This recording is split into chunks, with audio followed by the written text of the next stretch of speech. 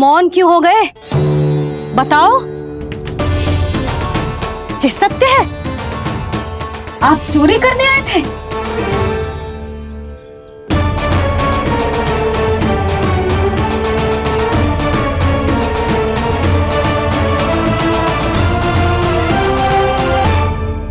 बच गए। बच गए। आप तो मेरे मायके से भी ना आए हो, है ना? आपकी इतनी सेवा की मैंने, आपकी औषधि, आपका भोजन, ये सब किया मैंने। आपको अपने पिता के समान माना और मेरे स्नेह के बदले जेल लौटाया आपने। आपको तनिक भी लज्जा ना आई? आपने मेरी ममता का उपहास उड़ाया है। एक स्त्री की भावनाओं का अपमान किया है आपने।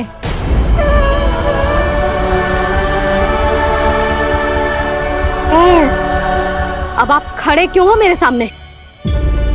इससे पूर्व कि मैं भूल जाऊं कि आप मेरे पिता समान हो, और इससे पूर्व कि मेरे पति आपको दंड दे,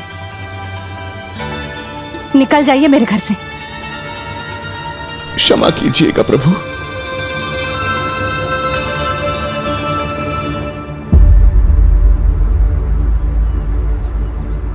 इसे ऐसे तो नहीं जाने दे सकते ना नंद। इसके कर्मों का कुछ तो दंड देना होगा इसे। दंड मिलेगा भैया। कंस देगो दंड ने, जब ये असफल उसके सामने पहुंचेंगे।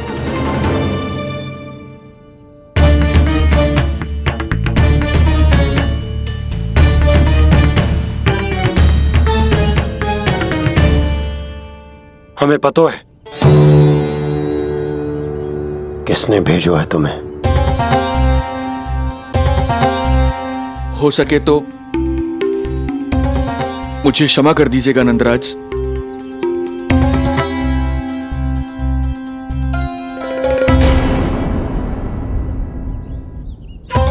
आप यहां से जीवित इसलिए लौटकर जा पा रहे हैं क्योंकि मैं हिंसा का विरोधी हूं, और मैं नहीं चाहता कि यशोदा को पता चले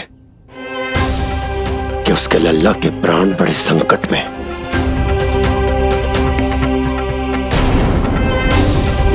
पर अब ध्यान रहे महाराज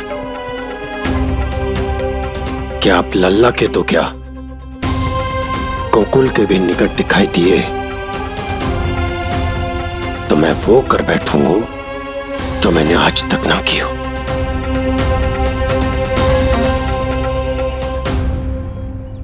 मैं क्षमा प्रार्थी हूं महाराज।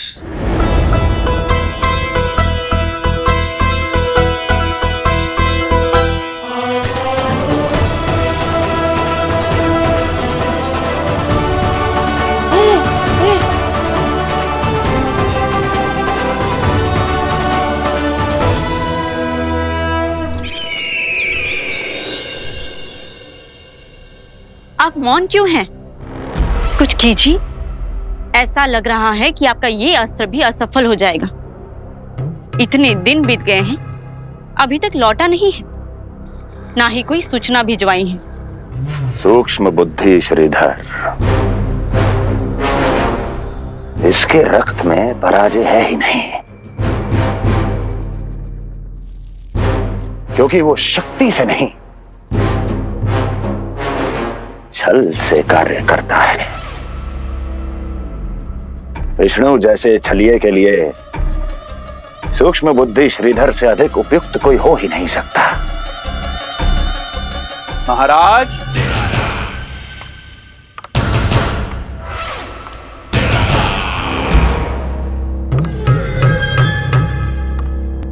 जिसे आप छलिया समझ रहे हैं महाराज, वो तो सृष्टि के रक्षक हैं, पालनहार हैं वो तो।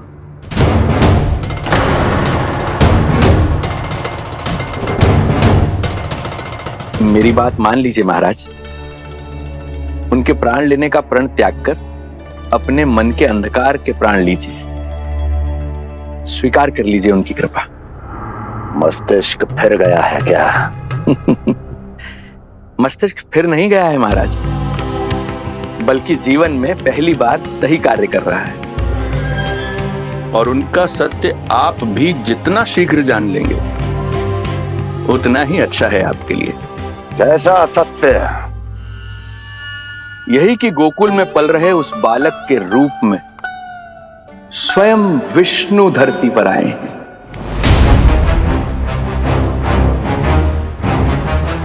यदि तुम ये सत्य जानते हो तो हत्या क्यों नहीं की उसकी? बड़े आत्मविश्वास से कहा था ना, प्राण ही ले लूं तो अब क्या हुआ? उनके प्राण कैसे ले लेता महाराज, जो स्वयं जीवन देने वाले हैं, जैसे मुझे जीवन दिया। मैं रंगे हाथों पकड़ा गया था महाराज, किंतु बिना किसी दंड के सुरक्षित यहां तक आ गया। क्या यह प्रभु की कृपा से मिला हुआ नवजीवन नहीं है?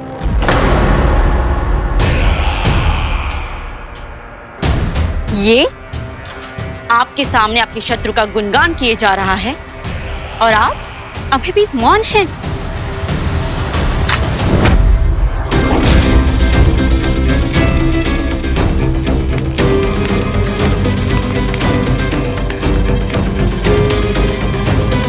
यदि वो जीवन देता है तो मैं जीवन लेता हूं।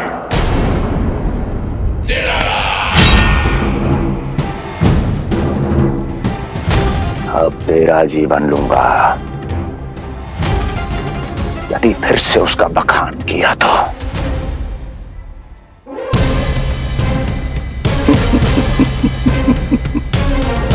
महाराज, आपकी इस तलवार का भय अब मुझे सत्य कहने से नहीं रोक पाएगा। श्रीधर, इससे पहले मैं भूल जाऊं कि तू गुरु शुक्राचार्य का शिष्य है और मेरा पुराना मित्र है, चला जा यहां से।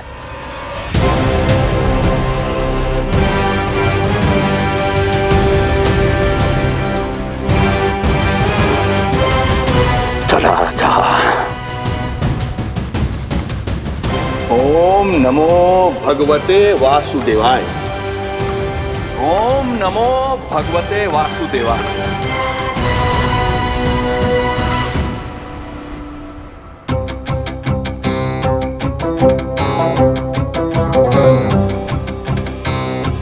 अब आप क्या करेंगे महाराज?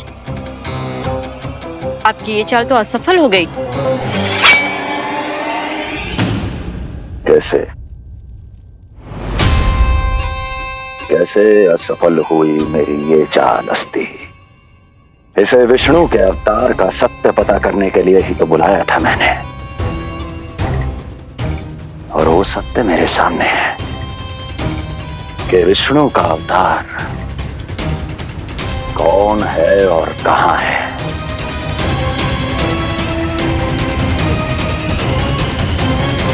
विष्णु विष्णु विष्णु। हे नारायण, आपका कोटि कोटि धन्यवाद जो आपने हमारे नीलमणि की रक्षा की।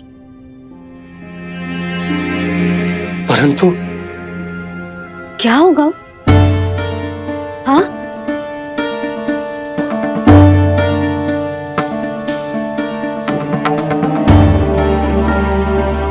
मुझे बताओ तो सही, कुछ तो अवश्य है जो आप छुपा रहे हो। आपको इससे पूर्व कभी ऐसी चिंता और क्रोध में तो ना देखो है मैंने। मुझे बताओ तो क्या बात है जो आपको ऐसे भीतर ही भीतर खाए जा रही है? जो भी है मैं संभाल लूंगा। बात को समझो यशोदा, मैं तुम्हें ना बता सकता। आप अपनी पत्नी को भी ना बता सकते? मैं अर्धांगिनी हूँ आपकी, मुझसे तो साझा करो। हो सकता है आपका दुख, चिंता, आपकी पीड़ा बांट पाऊं मैं। बताओ तो क्या हुआ है? सब बात तुम्हें बताऊं जो आवश्यक ना है यशोदा।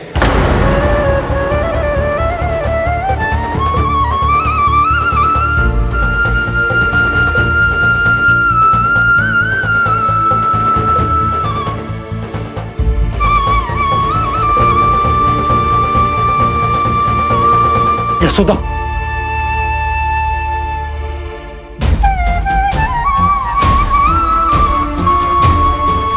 जब पति अपने मन का रहस्य अपनी पत्नी से भी साझा न कर सके तो उनके एक दूसरे से बात करने का लाभ है क्या?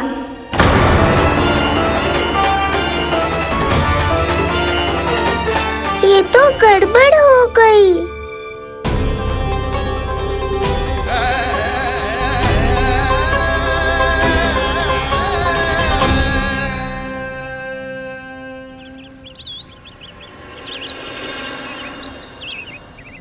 अब जे आएंगे और अपनी मीठी मीठी बातों से मुझे मनाने का प्रयत्न करेंगे।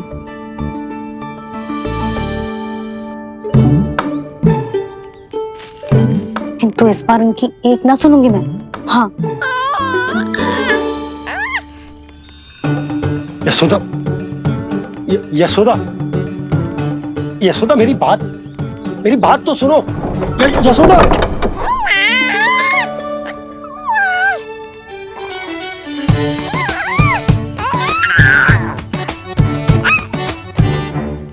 तू क्यों मुस्कुरा रहा है?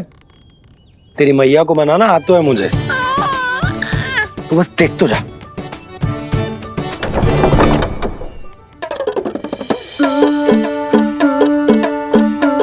वाह, इतनी शीघ्र हार मान गए।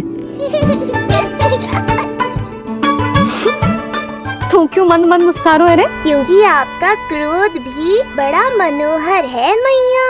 देखियो लल्ला, इस बार तेरे बाबा बिल्कुल ना मना पाएंगे मुझे। हाँ,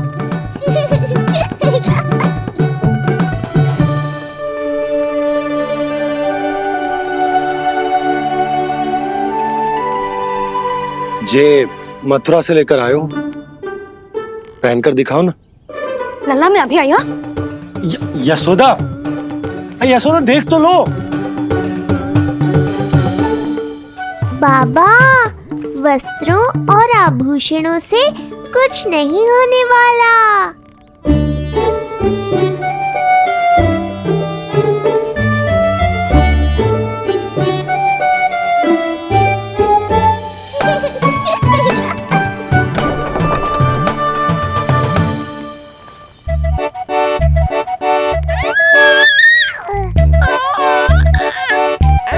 तू क्यों खिलखिला रहा है?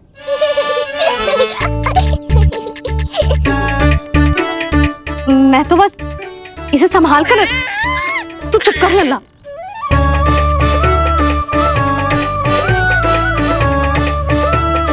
देखा लल्ला, बस तेरी मैया मानने ही वाली।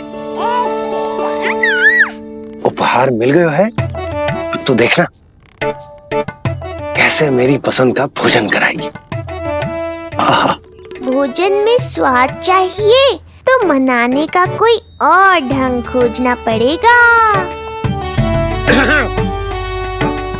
यशोदा, तीव्र भूख लगी है।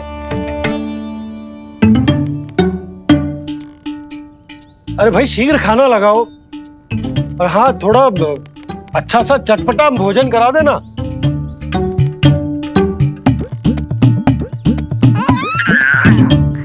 अब देखना अच्छे अच्छे पकवान लेकर आएगी।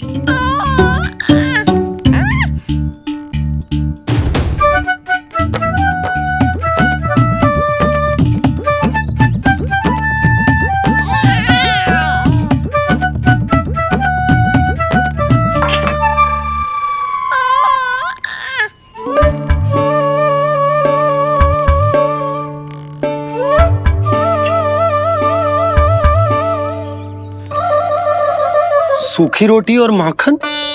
जो अपनी पत्नी को पूरी बात ना बताते उन्हें 56 भोग ना मिलता भोजन में। भले ही मनाने के लिए नए वस्त्र क्यों ना लाएं, हाँ नहीं तो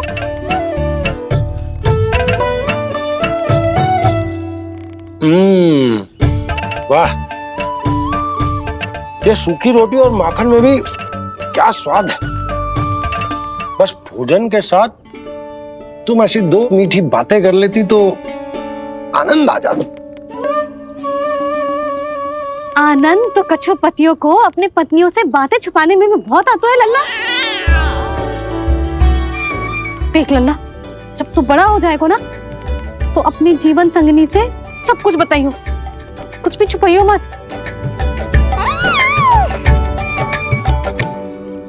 तभी तो तू अच्छा पति कहलाएगा ना। ना तो रूखी सूखी मिलेगी खाने में। हाँ, अब तक तो चुप्पी साध कर बैठी थी, कम से कम ताना तुम्हारा। ये प्रसन्न होने की बात नहीं है बाबा, अब तक तो केवल बदली छाई थी। ये संकेत है कि अब बादल भी गरजेंगे और वर्षा भी होगी। यशोदा, कब तक बात ना करोगी? अब तो क्षमा कर दो। रानी भाभी, आ जाओ। रानी भाभी, ज्योति जी के यहाँ से कोई आया था और जी मोई कंठक दे के चलो गो। ओह, दे दो। नारायण भली करे।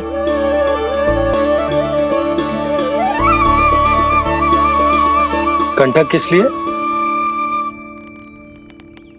तुझ पर इतने संकट आ रहे हैं ना लल्ला, इसीलिए ज्योतिषी जी से कह के ये यंत्र वाला कंठक मंगवाओ है तेरे लिए।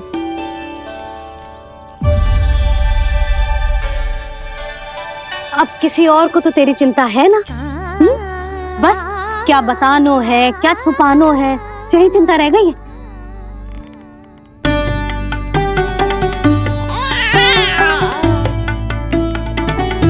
यशोदा, चिंता मुझे भी, तभी तो बता ना पा रहा हूं कि हमारे लल्ला पर आने वाले संकटों के पीछे कोई और ना, स्वयं कंस।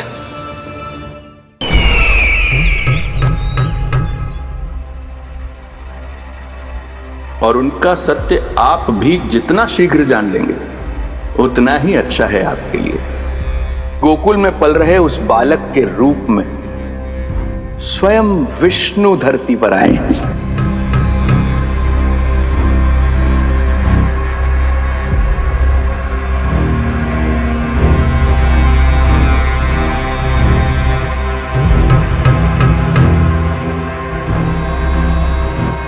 स्वामी, लगता है रात्रि भर नींद नहीं आई है आपको।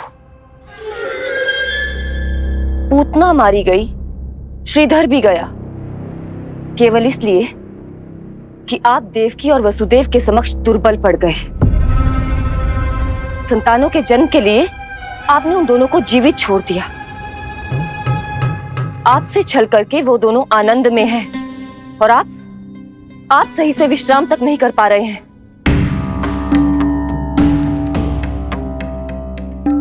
स्वामी, यदि आपके स्थान पर मैं होती ना तो उन दोनों को ऐसा कठोर दंड देती कि उचित समय पर हस्ती। पहले मैं उन दोनों के उस मायावी बालक का वध करूंगा, फिर उन दोनों को अपने पैरों के तले कुचल दूंगा मैं। किंतु जब तक ऐसा नहीं होता तब तक उन्हें जीवित रहना होगा, क्योंकि उस शिशु विष्णु के विरुद्ध वही दोनों मेरा सुरक्षा कवच है।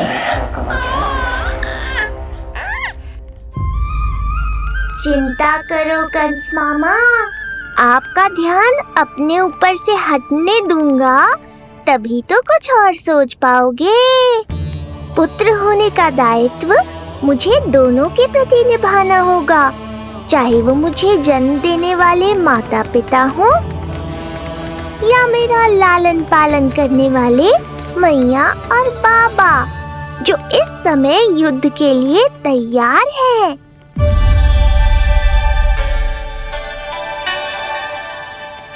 कम से कम मुझे बता तो देती, ज्योतिषी से परामर्श ले रही हो, मैं ले चलता तुम्हें। सुन रहे लल्ला, इस संसार में सारा अपराध स्त्री का ही होता है। बात अपराध की ना है यशोदा, मैं बस ये कह रहा हूँ कि मुझे अगर ये बात बताई होती जान मुझ के ना बताई, तनिक आपको भी तो पता चले अपनों से कछु छुपाने पर कैसा लगता है। युद्ध तो घमासान होता जा रहा है। इसी कारण बस यदि मैंने कछु ना बताया तुमको तो क्या तुम उसका प्रतिशोध लोगी मुझसे?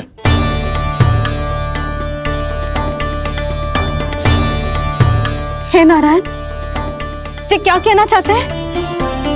क्या इतनी कठोर हूं मैं? लल्ला के लिए एक छोटा सा निर्णय तो लियो मैंने।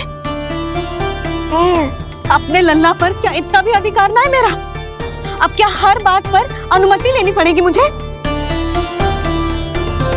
इससे पहले कि ये आंसुओं की वर्षा क्रोध की आंधी में बदल जाए, मुझे ही कुछ करना होगा। यशोदा, मेरे कहने का अर्थ। यशोदा, बात तो सुनो। सुनने को बचो क्या है अब? आप बस कृपा करके मुझे उन सभी बातों की सूची दे दो जिन जिन के लिए मुझे आपसे आज्ञा लेनी है। उठना, बैठना, खाना, पीना सब आपसे पूछ कर ही करूंगी अब। अरे आप बोलो तो। क्या हुआ? देखो आपने।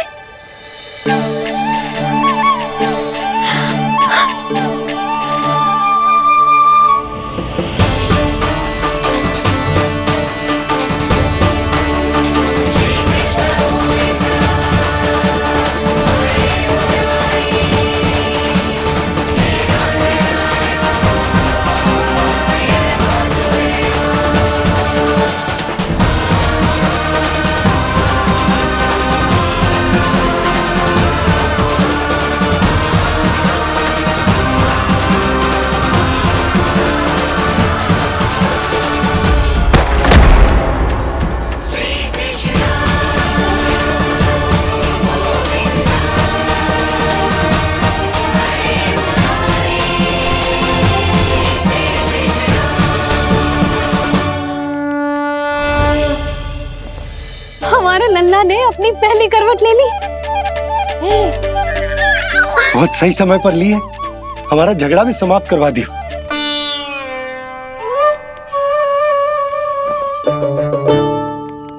यशोदा भाभी, तुम दोनों ने क्षण भर की देरी कर दी। अभी अभी लल्ला ने पहली करवट ली है। हाय, सच्ची? अब भूला जानकी, तुम पूरे गोकुल में मिठाई बंटवाओ। गोकुल के राजकुमार ने आज पहली करवट ली है। हाँ। और यशोदा, तुम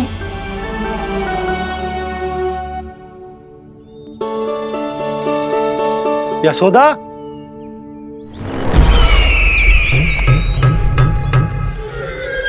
कौन था वो? कहाँ गया?